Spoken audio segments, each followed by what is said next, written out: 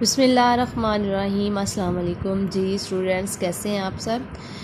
तो जी आज हमने कारवान उर्दू जमात दोम के जिस सबक का आगाज़ करना है वो है जी हमारे पड़ोसी।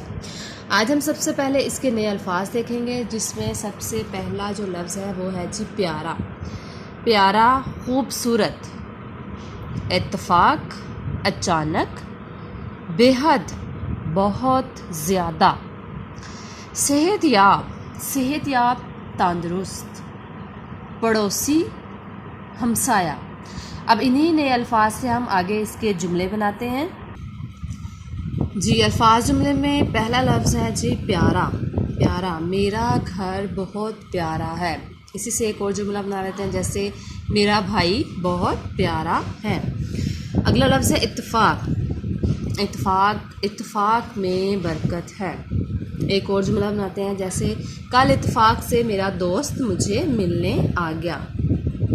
पड़ोसी, पड़ोसी, मेरा दोस्त मेरा पड़ोसी भी है।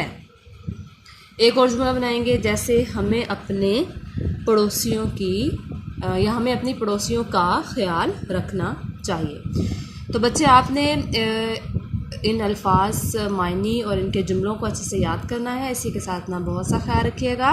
अल्लाह हाफिज़।